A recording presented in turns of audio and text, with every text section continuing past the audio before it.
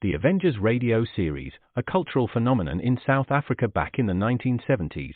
South Africa was a country with no national television service. It wasn't until 1976 that the country would get its first taste of television broadcasts. But before that, radio was the primary medium of entertainment and information for the masses. This was the context when The Avengers, a British spy-fi series, made its debut on South African radio and became a cultural phenomenon. The Avengers was a British television series that originally aired from 1961 to 1969. The show revolved around the adventures of John Steed, a suave and sophisticated secret agent, and his various female associates. The series was a unique blend of traditional spy thriller elements with science fiction and fantasy, which set it apart from other shows of its time. While the series was hugely popular in the UK and had also made a significant impact in the American markets, being one of the rare British series given a network transmission slot, it was virtually unknown in South Africa. This was primarily due to the lack of a national television service in the country until 1976. However, as a film series, The Avengers was able to gain some exposure in South Africa through film rentals. But it was the launch of the radio series that truly brought The Avengers to the masses in South Africa. Come and listen at www.myclassicradio.net. Well, hello. Come right in. Oh, George, we've got company.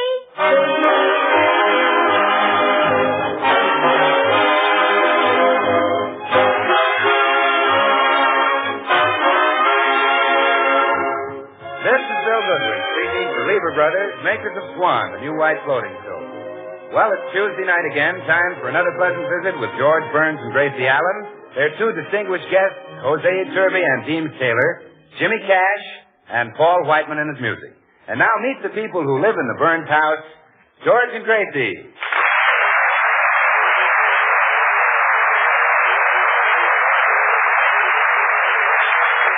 Well, Gracie is still determined to play at Paul Whiteman's concert at Carnegie Hall next Tuesday. She's practicing now, and George and Paul are trying to make her listen to reason. Gracie, you can't do this to me. You'll ruin my reputation. What'd you say, Paul? I said you can't do this to me. You'll ruin my reputation. What'd you say, Paul? For Pete's sake, will you stop playing and listen? Paul said you'll ruin his reputation. Oh, well, that's silly, Paul. We won't be alone in Carnegie Hall. Thousands of people will be there. Yeah, that's what he was afraid of. But, Paul, I played with you last year at a concert given by the Beverly Hills Uplift Society. But this is different. This is Carnegie Hall. All the critics will be there. What'd you say, Paul? I said all the critics will be there. Pardon me, Paul. Hello? Oh, yes, the insurance company. Well, look, here's what I wanted. I'm going to play the piano in Carnegie Hall, and I want to insure my finger. Which finger? Why, the one I play the piano with. What? Well, my, that's a lot of money. Well, I'll tell you what. Just insure it up to the first knuckle. Goodbye. Gracie, we've been friends for a long time. Why don't you forget the concert? What'd you say, Paul? I said forget this concert. Pardon me, Paul. Hello? Oh, hello, Mr. Steinway. No, I haven't decided yet. I may use yours or I may use somebody else's. Yes, I understand that you're willing to pay me. Well, I'll let you know later. Goodbye, Mr. Steinway. You mean Mr. Steinway is willing to pay you? Steinway, the piano maker? No, this Mr. Steinway makes celery tonic. Celery tonic? Yes, he wants me to have a bottle of it on the piano when I appear at Carnegie Hall. Oh, Max Steinway celery tonic. Yes. Well, that's a real artistic touch. Gracie, you've got to call this off. I won't stand for What'd it. you say, Paul? He said he won't stand for it. Oh, persecute me as much as you like. I don't mind. Life has never been kind to great musicians. Look at Rimsky-Korsakov. Life must have been very difficult for him, especially if he liked to drink. If he liked to drink? Yes. Suppose he had a few drinks and somebody said, "Who are you?" And he had to say, "I'm Rimsky-Korsakov."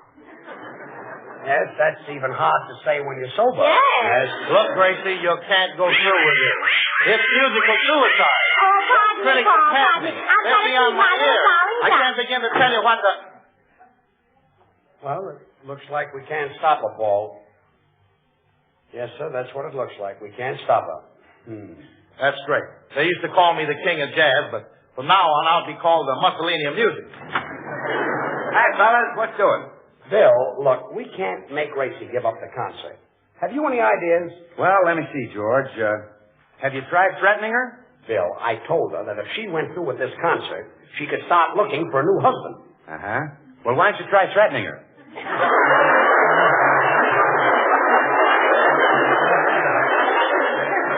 Well, what do you want me to do? Threaten to beat her? Threaten to whip her or to stop her? Oh, now you can make a worse threat than that, George. What? Threaten to take away her swan soap. Now, Gracie knows that Swan is the new white floating soap that's purer than finest Castile, a regular suds and whip. Bill, this is serious. Paul Whiteman's reputation is at stake. Yeah, what do you think those critics are going to do to me? The critics? Well, Paul, as the bar Swan said to the dirty dishes, here's where you get panned. Oh, no. You know, George, Swan is really great in that dishpan because it's purer than finest Castile. And because it suds faster than other white floating soaps. And because it's purer than finest Castiles, it's kind to your hands. Helps keep them soft and lovely. So use Swan for every soap and water job around the house. Bill, if you can think of a way to keep Gracie from playing the piano in Carnegie Hall, say so. And if you can't... George, I've got it. Listen, I'll have a microphone in the wings. And every time Gracie starts to play, I'll start to sing and drown her out, huh? You'll sing? Oh, sure, Paul. Something popular like, break it off, break your bars 1 and 2. Break it off, break it off. Break it off. Bill! Well, George, you get the idea. I sing about Swan breaking in two with a simple twist of the wrist, so you can use half in the kitchen for dishes and cleaning and the other half in the bathroom for your hands and face. Bill, I've got enough trouble. You're not going to sing about Swan at my concert. Oh, well, Paul, if Gracie plays the piano, the whole concert will be your Swan song. Goodbye. Well, he was a big help. I wish I knew someone who could just talk Gracie out of this. Say, wait a minute. What about Deems Taylor? Deems Taylor? Yeah, you know that big shot with the Allegro and Donnie mob? Do you really think he can help us? Sure. If Deems tells Gracie not to play, she won't play. Nobody in music packs more weight than he does. Well, I wouldn't say that, Paul. Slip of the tongue, George, slip of the tongue. Oh, Gracie. In here. Gracie, I'd like to talk. Later, dear. Herman and I are busy discussing the opera, Unforgettable. Well, that's fine. Discussing opera with a silly duck.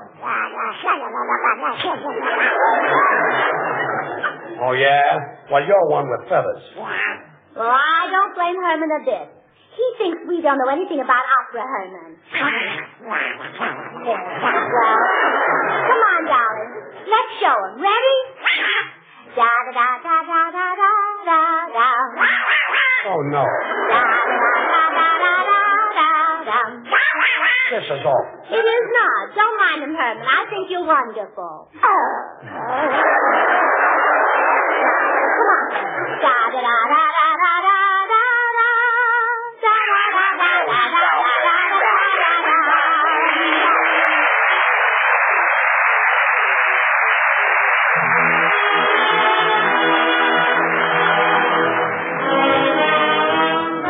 This is Paul Whiteman. There's a big hit from a new picture. And the boys come up with their arrangement of Taking a Chance on Love.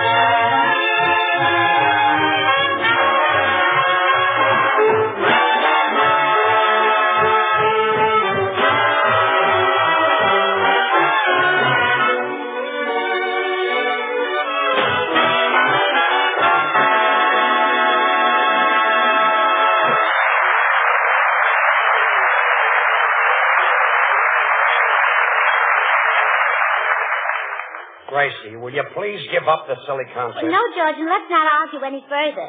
You just don't realize that I've got music inside of me. Okay, but do you have to let it out in Carnegie Hall? It's just no use, George. Well, maybe I can't talk you out of it, but I'm expecting someone here any minute who can. Deans Taylor. Who? Deans Taylor. Don't you know who Deans Taylor is? I don't even know who Dean is.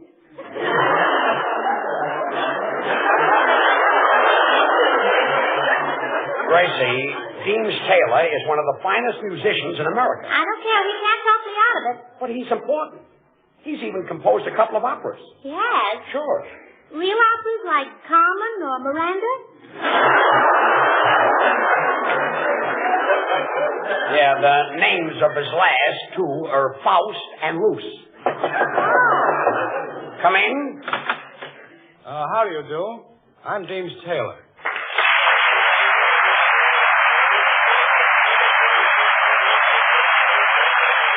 Well, come right in, Mr. Taylor. I'm George Burns, and this is Gracie. Oh, and you can't talk me out of it. Well, Gracie, in fairness to you, I think I ought to hear you play before we begin this discussion. Would you? Oh, well, gladly. This is the piece I'm going to present in Carnegie Hall. That's all of it? Well, yes. Didn't it do something to you? Certainly did. I'm sure it did something to Chopin, too, and he's not even here. You see, George, Mr. Taylor thinks I'm wonderful. You'd better straighten this out fast, Deans. Right. Gracie, I'm a man who has devoted his life to the classical traditions of music. In fact, well, many people refer to me as a long-haired musician. Oh, well, that's not nice. They shouldn't make fun of you just because you haven't... Gracie. Well, he hasn't. Never mind. No, I mean that I'm qualified to defend those traditions.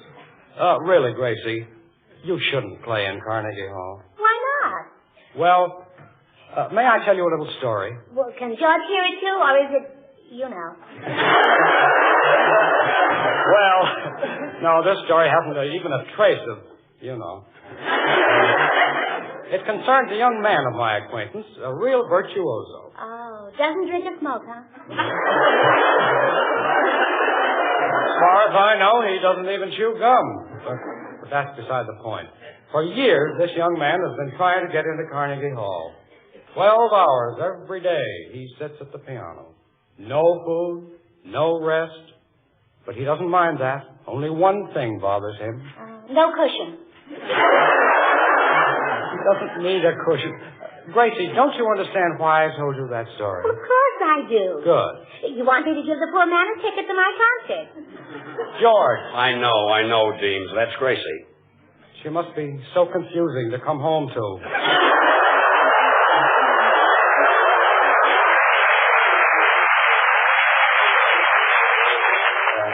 You said it. Well, you see, Mr. Taylor, I don't have to practice like that poor man. Mine is a natural gift. My whole family is musical. Indeed. Oh, yes, indeed.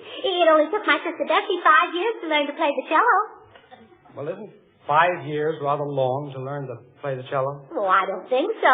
Not when you consider that for 4 years she thought she was supposed to blow into it. George! I know. Baffling, isn't it? Yes. Oh, come in. Hello, Gracie. Oh, I see you have company. Mr. Taylor, this is my girlfriend, Tootsie Sagwell. I hope you'll forgive her if she seems a little forward. You see, she's simply crazy about musicians and other types of men. Say, Deans, you were talking to Gracie, remember? Oh, yes. As I was saying, Gracie, your musical talent is at least open He's cute, isn't he, Tootsie? I love his dimples. Girls, would you please let the man talk? Go ahead, Deans. Thanks. Well, as I was saying, Gracie, your musical talent isn't what you might Don't you call... think his eyes are nice, Tootsie? Trustful, sort of like a St. Bernard. Yes, and I adore that straight nose and that high forehead. Look, would you girls just stop dissecting me just long enough for me to finish the sentence. As I was saying, Gracie... Don't you love his ears, Tootsie? He's got so much character in them. Gracie, I'm telling you for the last time, I want you to listen to what Deans are saying. And don't interrupt them again. Yes, dear. I'm sorry. Go ahead, Deans. Well, as I was saying, music, Gracie, is a thing that one either has within him or one doesn't have at all. Now, I want to be fair in your case. I've given the matter very careful consideration, and...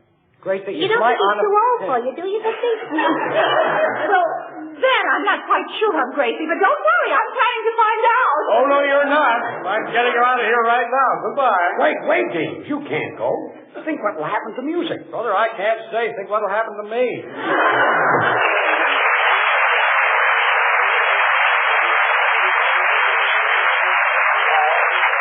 That's fine. Now look what you've done. Chase Deans Taylor right out of the place. Well, George, this time I don't blame you for being upset. I know you feel awful about it, and I do too. Really, I do. Well, you ought to feel awful. Oh, I do. He was the nicest fiancé Tootsie ever had. Oh, don't cry, Tootsie. I'd do anything to get you a fella. Anything. I'd even give up my musical career. Oh, Gracie. No, Tootsie. Oh, nuts. Cut it out.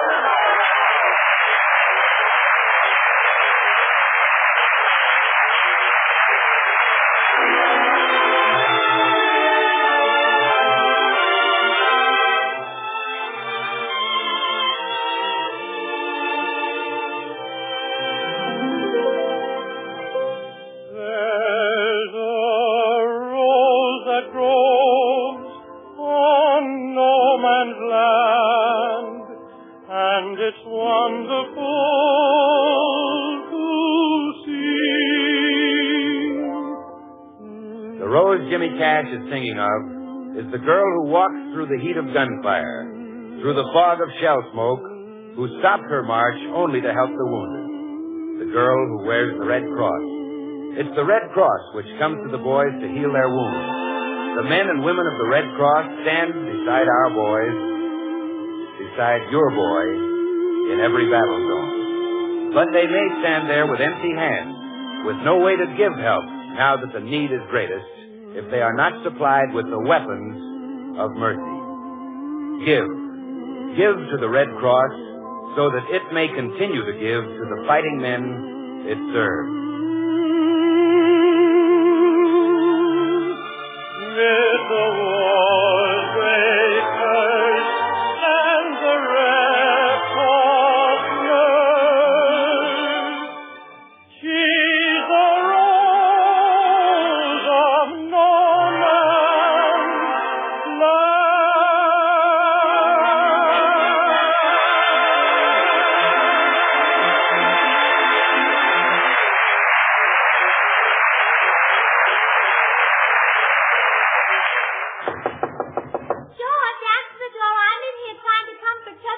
All right. How do you do? I'm for security.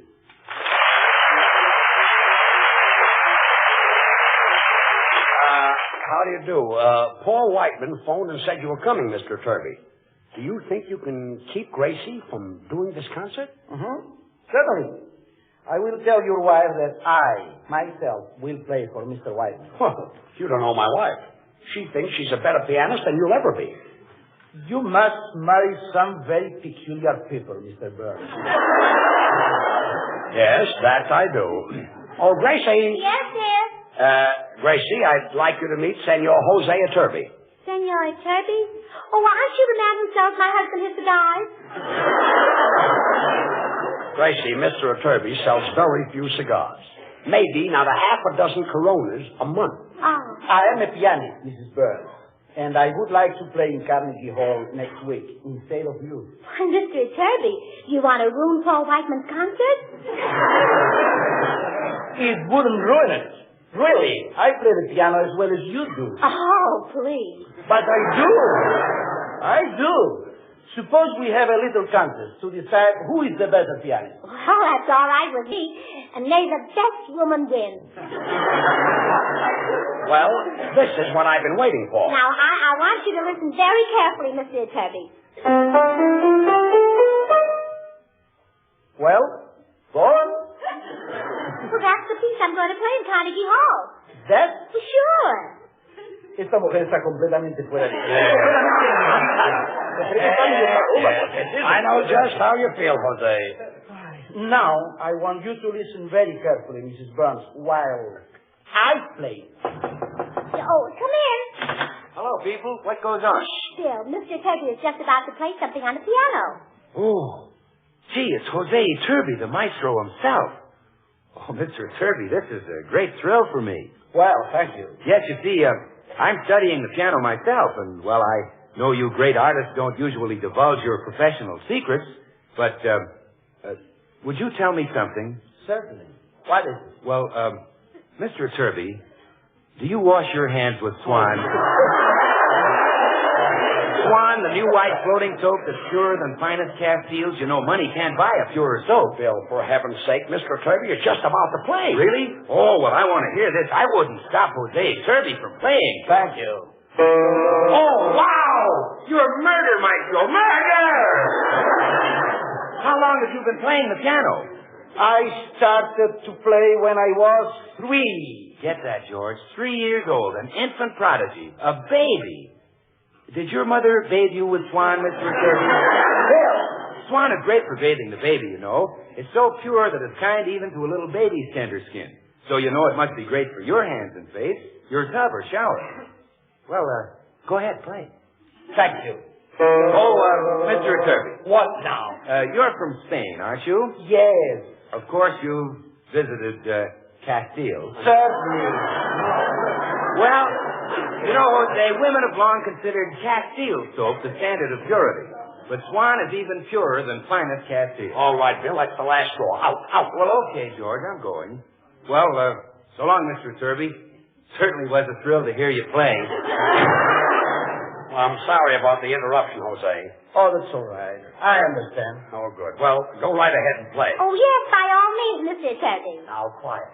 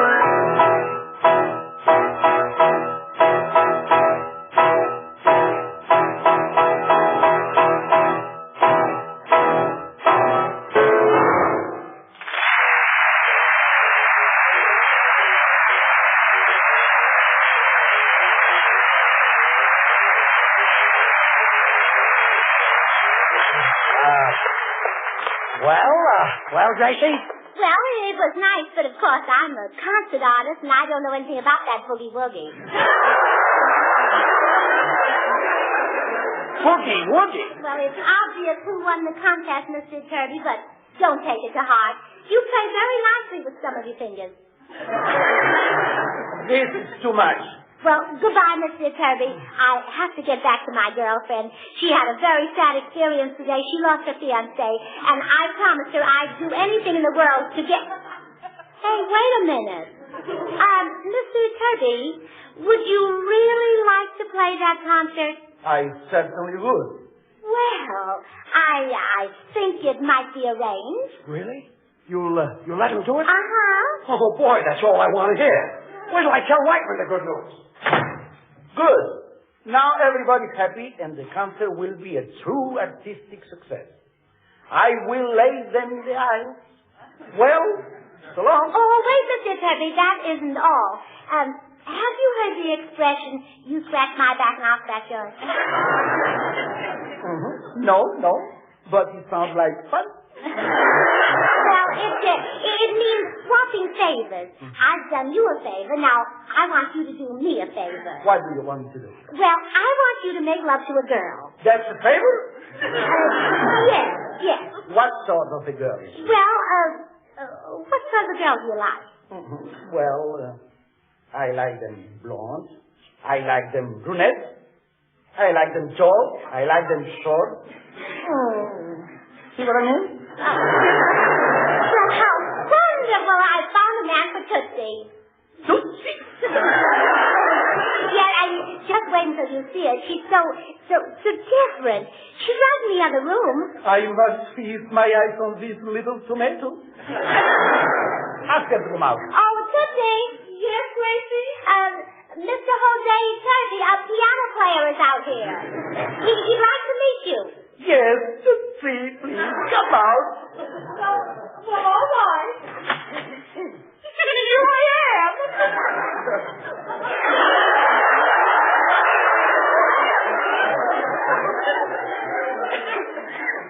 Please, go back in.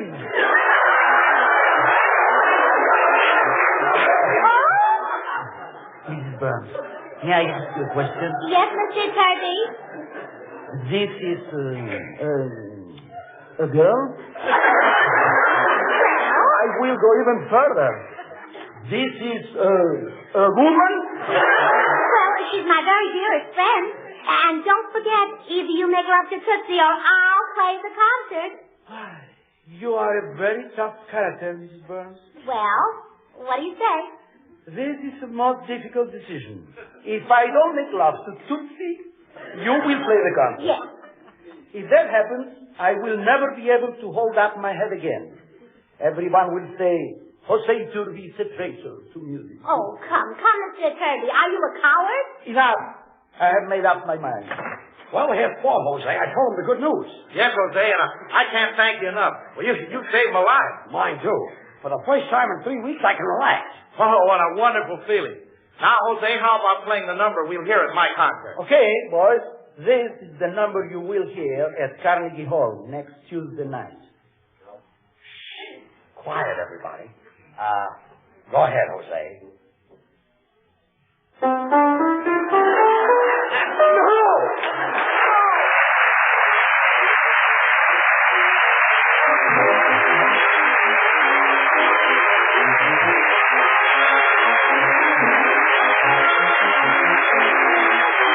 George and Grace will be right back, so I've just time to remind you that although Swan is purer than finest Castiles, it's economical for every soap and water job around the house.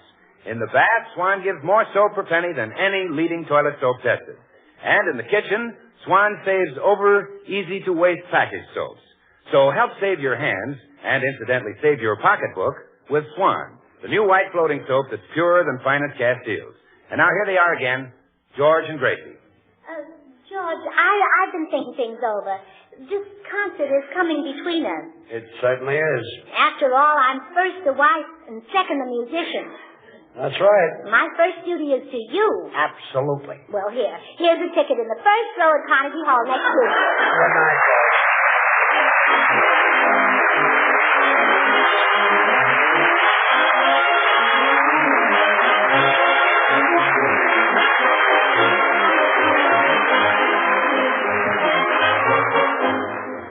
The makers of Swan, the new white floating soap, join George and Gracie in inviting you to tune in to your CBS station at the same time again next week, when Gracie will be guest soloist in Paul Whiteman's concert at Carnegie Hall. Remember, George Burns and Gracie Allen, CBS next Tuesday night. And don't forget to listen to Swan's other show, Tommy Riggs and Betty Lou, next Friday night over another network.